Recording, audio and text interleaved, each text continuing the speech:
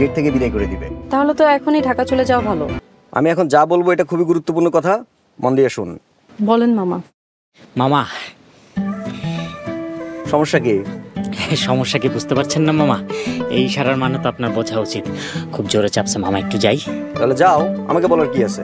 না মানে খুব গুরুত্বপূর্ণ আলাপ আলোচনার মাঝখানে জিজ্ঞেস করলাম তো, তাই। কথা বাড়াও না তো, যাও। জি।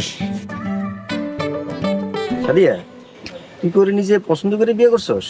কেন মামা, সমস্যা কি? সমস্যাই তো সমস্যা। এই ছেলেরে দেখে তো মনে হইতেছে ডায়াবেটিক্সের রোগী। তাছাড়া চেহারা দেখোস না কেমন কোষ্ঠকাঠিন্যের ছাপ।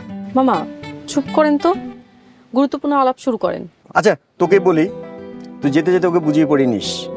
দুলাভাই ভীষণ ক্ষেপে আছে। দুলাভাইয়ের মতে তুই ওকে নিজের পছন্দে বিয়ে করে মোল্লা বাড়ির মুখে চুনকালি মেখেছিস। এসব তো পুরনো কথা, নতুন কিছু থাকলে বলেন। তোকে সবকিছু ধৈর্যের সাথে মোকাবেলা করতে হবে।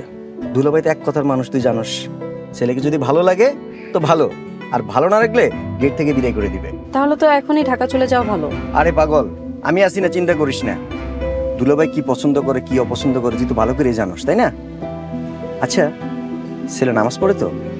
শয়তান আছে, মাঝে মধ্যে মিস দেয়। বলিস কি? আচ্ছা, বিড়ি সিগারেট টানে না তো? আগে টানতো, আমি টাইট দিয়ে ছাড়াইছি। মদ গাঁজা খায় না তো ছেলে? না না মামা, ছি ছি, আমার এই ধরনের অভ্যাস নেই। আর শুধু আমি কেন, আমার বাবাও জীবনে কখনো এইসব জিনিস খায় নাই। কিন্তু হঠাৎ এই কথা জিজ্ঞেস করলেন কেন মামা? গুরুত্বপূর্ণ আলোচনার সময় ইয়ে করতে গেলে তো আলোচনার পয়েন্টগুলো মিস করবে। বারবার বলতে পারবো না। সাদিয়ার কাছ থেকে জেনে নিও। সাদিয়া, চল।